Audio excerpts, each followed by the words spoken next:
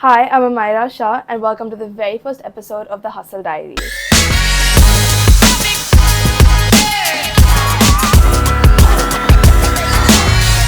Today, I'm sitting with a very successful entrepreneur whose family has been in the field of textiles for decades, and his most recent venture being 1 Mile, an online retail store selling men's fashion. Hi, Shalin. Welcome to the Hi, Hustle Amaira. How are you Diaries. doing? I'm good. How are you? Very well, thank you. It's great to be here. I'm so excited to have you as our very first guest. It's a place where we like our audiences to sort of get to know the entrepreneur and how they are like, how their business is. And please don't think of this as an interview, but more like a conversation. I'm excited to talk to you guys. Thank you so much for having me here. It's a great honor, and especially excited that it's your first ever episode. Yes. Yeah, let's get into it. Okay, cool. So the first segment is called KYE, which is Know Your Entrepreneur, and this is where the audience sort of gets to know you as a person. So the very first question is, can you tell us a bit about yourself? So I know you studied in GD Somani and then you did your undergrad in the United States. So when did your entrepreneurial journey start? And if you remember events along the road that sort of helped you get where you are? So this is going back a little bit in history. So I'll jog my memory, and I think if I would like to introduce myself, I will begin by talking about when I first got back from college, and I knew that I wanted to get back to India. Okay. I knew I wanted to join the organization my father had begun. He's been, I think, front and foremost one of the biggest inspirations in my life. Having him build his own company, having seen him put in everything that he had from his own capital, risked everything in terms of his own security, and then built a company. It was a great inspiration for me. And therefore I knew I wanted to come back and be a part of that journey. So once I got back from college, I jumped straight into the business. I jumped in trying to learn the ropes, understand the business. My first experience of really understanding the business was building a corporate brochure, which meant that I had to understand the business from A to Z and represent it to an audience who didn't really know much about the business, which was a great way to understand it from a holistic and macro point of view and also introduce the business. So I actually did quite well with that project. I think that brochure, in fact, won some awards. Really? So it was a good way to get inducted into the business. It was a good way, I think, for people in the business to recognize that I had something to contribute towards to the company.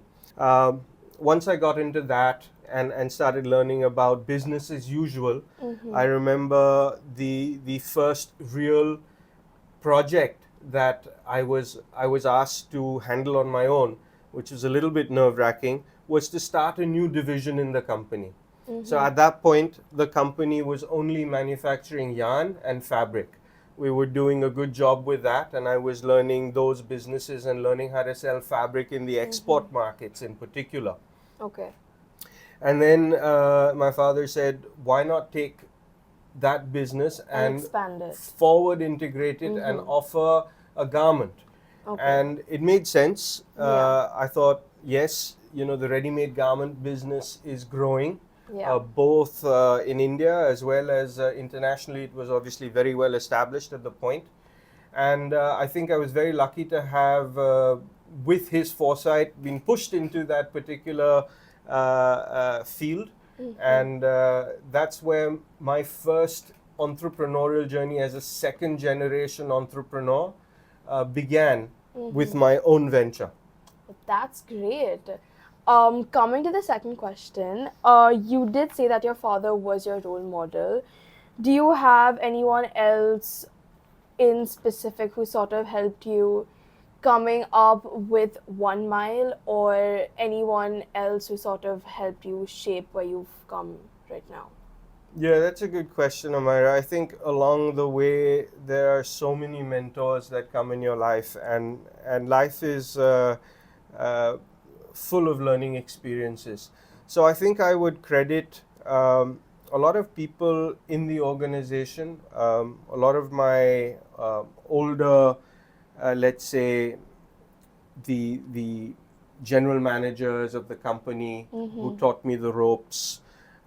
There were even supervisors and just lower level managers who taught me the basics of spinning, who taught me the basics of manufacturing. Yeah. All of those people, in fact, had a great part in grooming me and teaching me the ropes of the business. There were people in sales who taught me, what it is to really understand and how to sell. Yeah. And one example is you don't sell just with the price. You sell with how the person's eyes are twinkling after they look at the product. Yeah. And there were little tricks like that. I would also like to mention my older brother. I would like to mention my brother-in-law, Rakesh Mehra. My older brother is Shalin Toshniwal. They were great mentors to me. There was the president of our company, Mr. Sajal. He taught me a lot. I remember my first executive, Mr. Maheshwari, he taught me a lot. So all of these people really gave me the basics and foundations upon, I think, which I stand today. That's great that so many people helped sort of like mold experiences and helped you sort of get where you are right now. Absolutely. You don't make it yourself. It's your combination and a culmination of this long journey and contributions from so many people in life. So many people, yeah. Yeah. What are some of the qualities of you as a person that sort of helped your work ethic? The quality that I would probably credit myself most with is A, trying to be patient, and B, trying to be a good listener. Okay. So it was never about really wanting to prove a point, but really wanting to understand what the other person was trying to say. And I think that has kept me in good stead and has probably allowed me to even come through some very difficult situations and even resolve conflicts. I think being a good listener has really probably been one of the best qualities for me that has helped me so far in my journey. Well, that's great. So I guess for the audience is that one should be patient and just be a good listener, right? I think for me they're very important, especially on an entrepreneurial journey. Second segment is called Shop Talk, and this is where we sort of get to know the entrepreneur's business a bit. Okay. From whatever I researched, I know that 1 Mile is a consciously elevated and responsibly crafted fashion brand. Can you tell the viewers a little bit about men's fashion industry and how 1 Mile is sort of positioned within it? Yeah, thank you, Amaira, for that question. Firstly, 1 Mile is very close to my heart. It's my newest project, and it's our first venture as a company to go direct to consumer via digital medium. Yeah. There's obviously so much happening on the online space, and the online space is growing.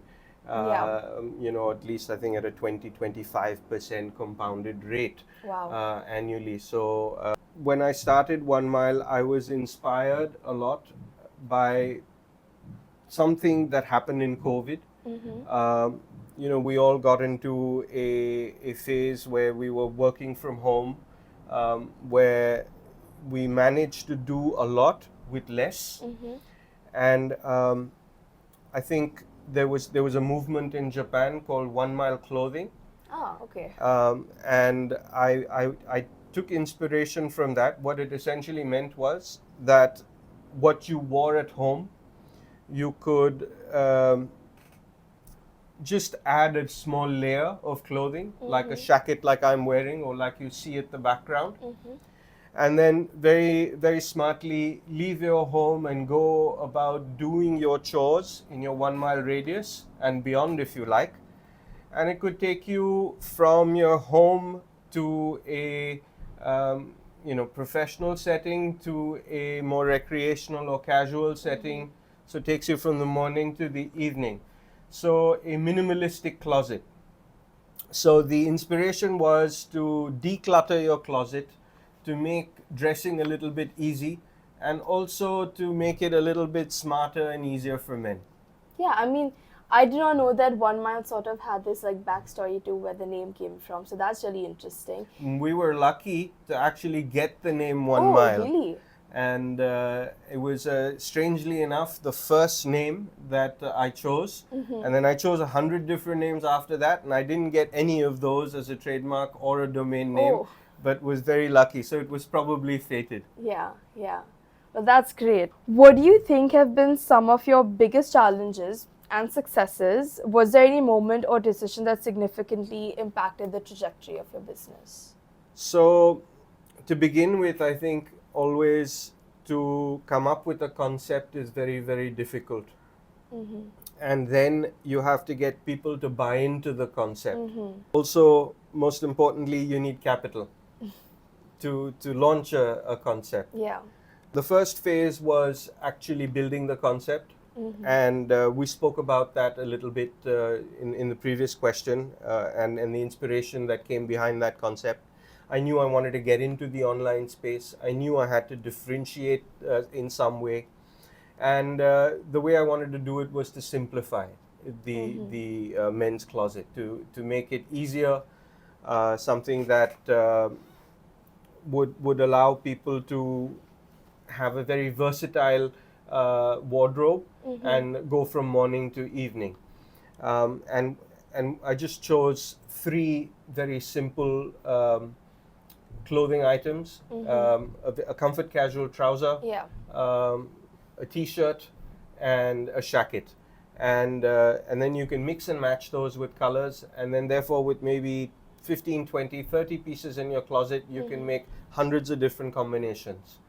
So that was the concept building phase. We then got into the phase of trying other people to buy into the concept. And fortunately, when we looked into the market space, there weren't that many people coming up with this story. Okay. And while we knew it may take some time to introduce this concept, but we felt that there was enough of a market, and from our interactions with people, from our surveys, we found that yes, this would be something that the audience or consumers would be happy to receive. Yeah. And therefore, we got the final backing from the board. The board liked the idea as well, and we got our first bit of capital to begin the whole journey. Wow. And that's how 1 Mile came into being. And we started with a small team of firstly finding somebody who could drive the project, and secondly somebody who could design the project. Yeah. I was lucky to find 2 good people, and that's how the journey began. Well, that's great. So that means it was sort of like your idea was versatile yet simplistic in a way, right? Because I can see that you're promoting sustainable fashion, because we all are living in that sort of generation where fast fashion is really promoted, but we're not understanding like how it's infecting our environment and just like our surroundings. So that's great that you're sort of like supporting sustainable fashion. Yeah, you picked up absolutely on one of the core motivations, which I didn't mention to you, but which came through to you as well. So yes, I think it's important that we as consumers also begin to understand that we have a responsibility. Yeah. It's not just the manufacturers or the brands, but as consumers, we need to have the option of dressing. We can dress in ways where less is more. And when we can use less pieces of clothing with more versatility, Yeah. Simplify our lives, and also at the same time be friendly to the planet. Yeah, that's great. So as the fashion market is quite competitive, what are your thoughts on competition? In the sense, how do you sort of behave and perceive competition, as there's like healthy competition? So like, is competition like really real in an eye of an entrepreneur, or how do you sort of like perceive it? Yeah, it's again a great question, and one I think that has many different ways of approaching it. And the different levels of the market and the different aspirations of wanting to be able to penetrate that market and capture market share. Yeah. So at the lowest level, which is, let's say, at the mass market and the cheapest price point, in particular online business, you will find clothing from a few dollars to a few $1,000s, but where, if you look at a pyramid, the base is much larger, and that's where the base is, where you're selling clothing for a few dollars or a few hundred rupees. Yeah. And that's basically at the cost of manufacturing. Yeah. And sometimes even below the cost of manufacturing. And it's just about trying to encourage and fuel consumerism. And I took a very conscious call that that's not the kind of brand and the area that I want to be in. Okay. If that is all I wanted to be doing, it wasn't very different from the manufacturing I had already begun my journey on. So the way to differentiate from that level, which is only on price, was to come up with a concept and a story which the consumer could relate with and resonate with. Yeah. And that's what we spoke about a little bit earlier, where I wanted the concept to be one of versatility, comfort, and minimalism. Yeah. These are the three cornerstones upon which 1 Mile bases itself, bases all its design upon. Yeah. And we hope that also one that the consumer resonates with. So every piece of clothing we make is made with sustainable materials as far as possible. They're made with design that can be used and reused with versatility. Yeah. And they're made to last. So they're everything to do with slow fashion, like what you said, versus what is generally considered as fast fashion, where you buy things cheap and cheerful and you keep changing your looks. But here we're kind of trying to say, hey, if this is you, we're going to give you ways to change your looks, but with fewer pieces of clothing which you can mix and match. Yeah. And that's the story we're selling. That's the differentiation we're making, and that's the purpose we have. So whilst there's a lot of competition, we hope that the purpose of the brand will come shining through and establish itself in the hearts of the consumer. Because I think the uniqueness of the brand is such that it really does resonate with consumers and whoever is purchasing this. And I mean, we can see it as 1 Mile is thriving. So I think your story is quite unique for, like, even the audience would understand that does resonate to your customers. We're very young in the journey, so I don't know if we've yet done enough to probably be worthy of the words you just spoke about. But in short, the journey so far, which has been about a year long, has at least it's been very rewarding. Whether it's been the first 100 customers or the first 1,000, it's been important that each and every customer enjoy their experience. Yeah. And that's been the most rewarding journey, where each of our customers has given us, a resonating response of satisfaction and enjoyment wearing the clothing. And we've had some customers who've actually gone the whole hog and changed their whole wardrobe. Oh. And some who just use it for specific occasions, and some who really enjoy it to travel in. So we're finding obviously different uses and different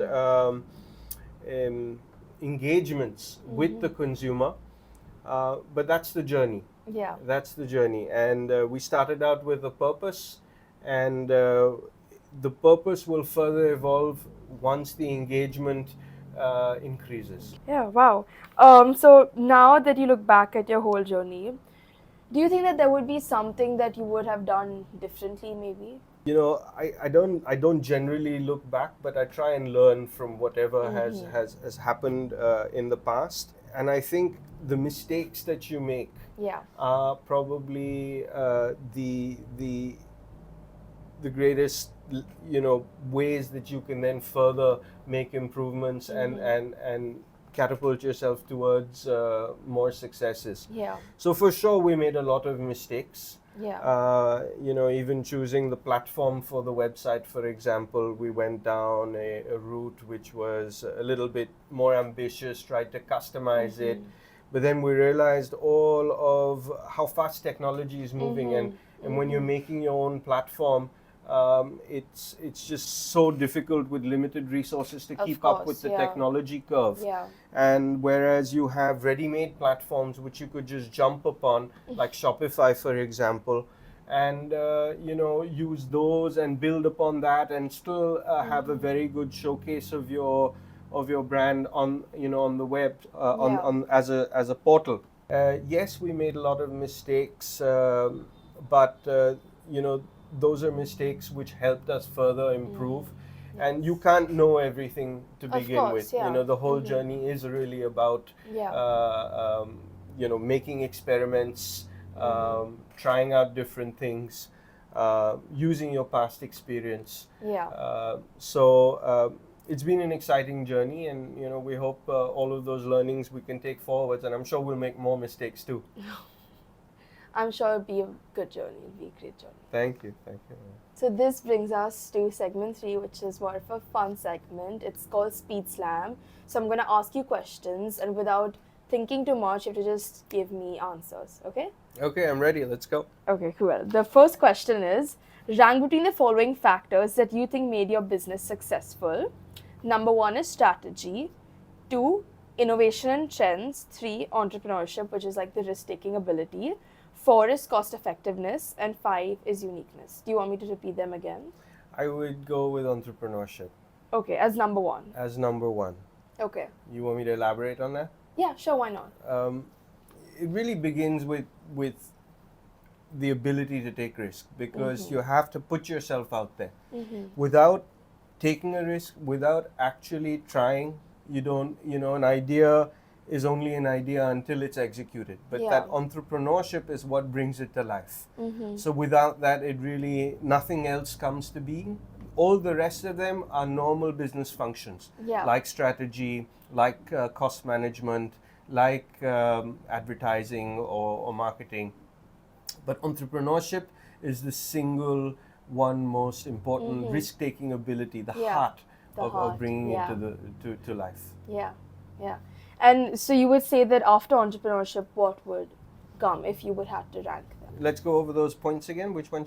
Strategy, innovation and trends, cost effectiveness and uniqueness. The next probably would be uniqueness. Okay. Whereas you try and differentiate yourself. Because without differentiation, what value are you really bringing to the consumer if they've already got different choices? Of course, yeah. And then would come strategy or cost effectiveness and uniqueness. So strategy is important because you have to keep moving and being very nimble. You can't just have, there's not just one horse for the course. You have to keep changing depending on the season, depending on what feedback you're getting. So strategy keeps changing, and also the way you engage with your customers. You have a core strategy in place, but you make many different tactics moving around to keep nimble and keep moving forward. And then after that, innovation, trends, cost effectiveness and uniqueness would come a little bit after that. Innovation is another very important one. Absolutely. Okay. So question 2, have you ever said a white lie to sort of get your work done? I think the nicest white lie you can tell someone is even after they've really messed up, that you say, hey, that it's absolutely fine. You may be seething inside, but you need to, at that point, give them a little bit of courage and motivation to keep going. Yeah. So you're going to have challenges, but it's your job as, let's say, the captain of the ship to make sure that everyone's morale keeps going. So there's some things that you have to look through, and some white lies in that sense, to me, are more effective. If you were to go to a business event, would you prefer wearing formal or more of a casual look? Yeah. So business events, they can tend to be very, you have to dress a particular way, and at least for men, the suit is a quintessential essential if you're going to a corporate, very formal event. I don't think it's difficult to replace that. But as far as possible, even the way I'm dressed, I come to the office dressed like this. I go to business meetings dressed like this. I travel like this. But I wouldn't be able to go to a wedding like this. Of course, yeah. The suit has its place, but I think a smart casual outfit is better in most occasions, for me at least, than a very stiff formal outfit. Yeah. What were the last 3 books that you have read? Oh, great question. So I do enjoy reading a lot. A few that come to mind. One was called The Element. The Element is about, as the title suggests, really finding your passion. And if you find your element, that changes everything. So enjoying what you do. It was a great book. I'm forgetting the author's name, unfortunately. Read another book on how to listen. That was a fun read as well. Also an area of great interest for me. I recently reread Emotional Intelligence, Daniel Goleman's Emotional Intelligence. Again, a subject that I find increasingly important with all the pressures and stresses that we all face in life. Yeah. Well, that's great. I think the audience would want to read those. Yeah. And the last question is, so since you are in men's fashion, who do you think are the top 3 men who dress the best in the world? If I would look at a character, for me, James Bond is the guy who always stands out. Again, smart casual, very classic smart casual, sporty when he needs to be, and of course wearing the bow tie and the tux, always turns out. So that's one character who really stands out for me. Otherwise, there are people. For instance, when you look at the minimalist, somebody like Steve Jobs, who always wore a turtleneck, T-shirt or sweater, along with a pair of blue jeans and white sneakers. Very simple outfit, but it did the job. And he had less to think about. Mark Zuckerberg's another one of them. He wears his great T-shirt and blue jeans and runs $1 billion company. So I mean, there are a lot of great people who dress very smartly, but I also admire the people who keep it simple. Yeah. Okay, so the last segment is called Learn from the Master, and this is where the viewers would sort of get to know your last parting and aspiring thoughts. Okay. So the first question is, based on your experience, what would your advice be to our budding entrepreneurs in terms of what are the must-haves and what to watch out for? Think positively, believe in yourself. And when you think positively, you believe in yourself, you will have others believe in you as well.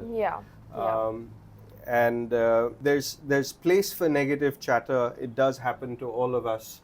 But it's important to know that those are just passing thoughts. And eventually, you as an individual will shine through. So allow your individuality to come through, allow your positivity to come through, Yeah. and believe in your thought process. Once you've done that, you then need the courage to come out with your thoughts and ideas and Yeah. execute them. Yeah. And then the next big, most important thing is perseverance. You have to stick through with something. There is no other secret in life other than sticking through with the path that you have chosen. Of course, you can make changes, you can have failures, but you still continue your belief and you continue sticking through Yeah. with your conviction. Yeah. There's a famous saying that Warren Buffett says, and he says, there's no other great secret to winning in the markets, but time spent in the markets and based on your convictions and the good bets will make sure that you will succeed. Nice. And of course, he does say a lot about make sure that you find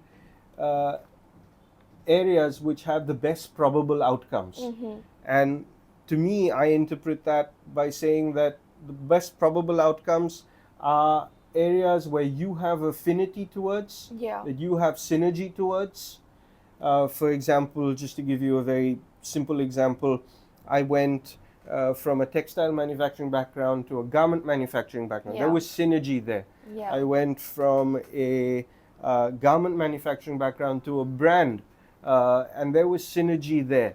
And so I didn't, there are various other areas that I could have explored.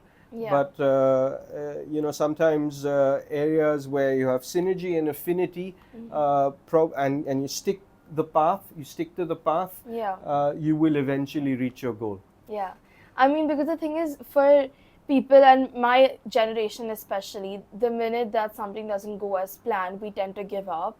So I think that's one thing that our audience sort of needs to learn and understand, that even though there are so many entrepreneurs which have failed, but yet there will be a time where if it starts picking up, you don't sort of give up and just continue going through, right? Yeah, absolutely, Amaira. You hit the nail on the head. It's about perseverance. It's about continuing onwards.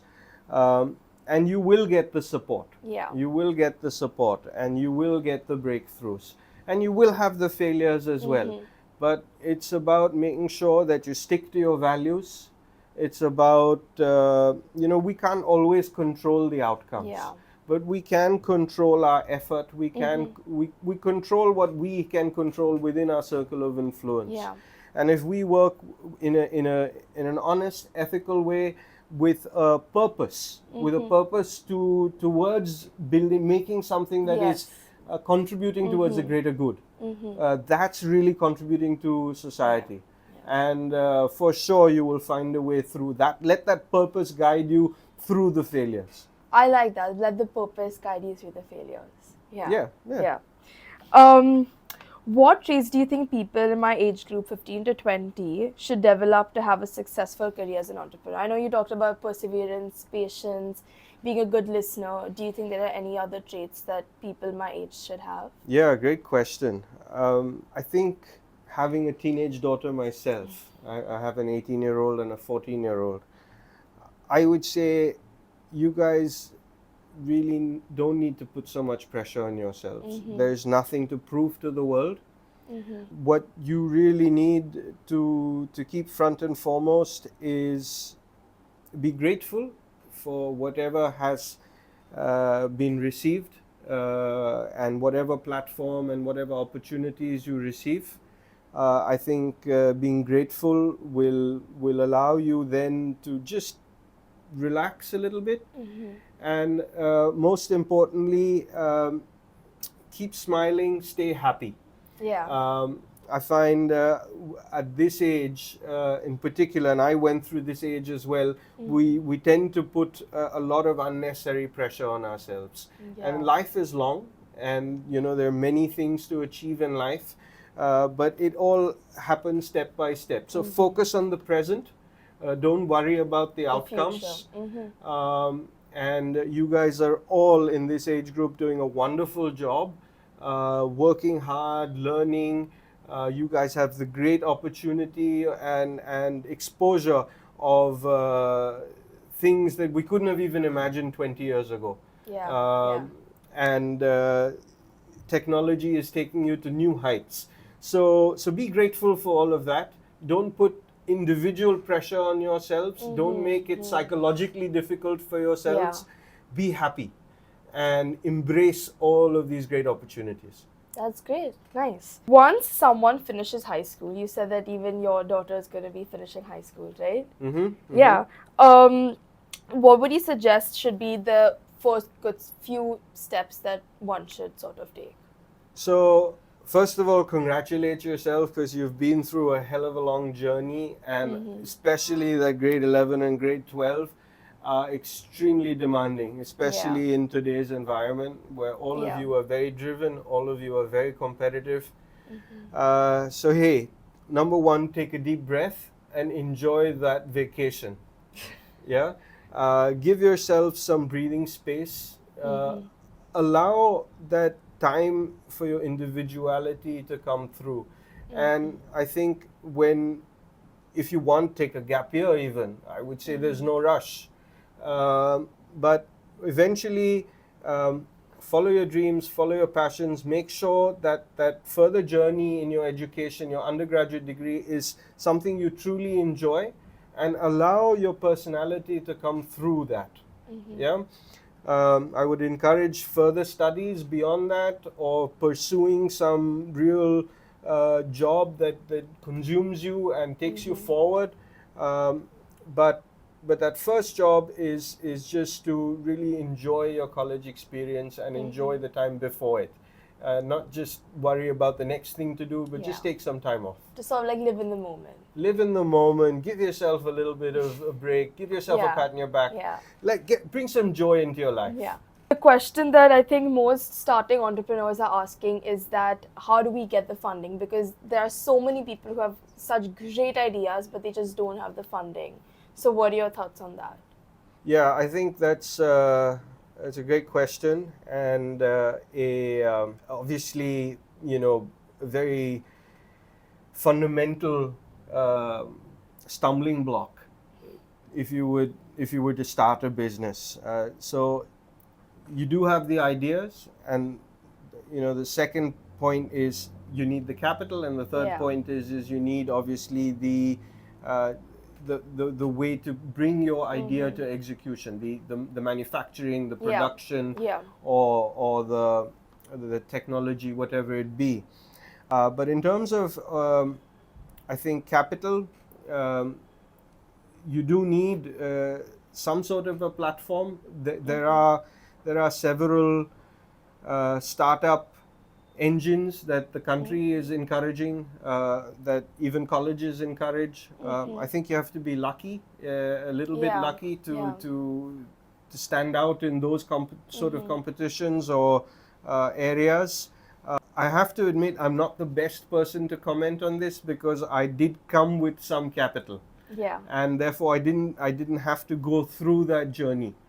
But I would just say that have the belief and be very conservative to begin with. Capital, whether you have it or you don't have it, you need to be very conservative in the beginning. You don't make big bets that are very risky. You follow the probabilities, and you test and validate your ideas. So instead of jumping in with a very big idea and say, I'm going to put all my bets on red, you really need to hedge your bets. So that would be my advice on managing your capital, rather than I don't have limited experience on generating it. Yeah, I mean, that's okay. But I guess that the audience sort of got an idea of what you're saying. Any final parting thoughts? Yeah, Amaira, I just want to congratulate you on the inquiries you're making, this effort that you are putting forth in terms of your own self-inquiry and further helping your peer group in terms of bringing some experience of people who have been on the journey. I hope whatever we have spoken about, you had some great questions, and I hope it really helps the audience. And I wish you all the very best. I want to just sincerely thank you for coming on this episode, our very first episode. And I'm very sure that the audience got to know your insights on entrepreneurship and your business. Thank you. Thank you very much, Amaira.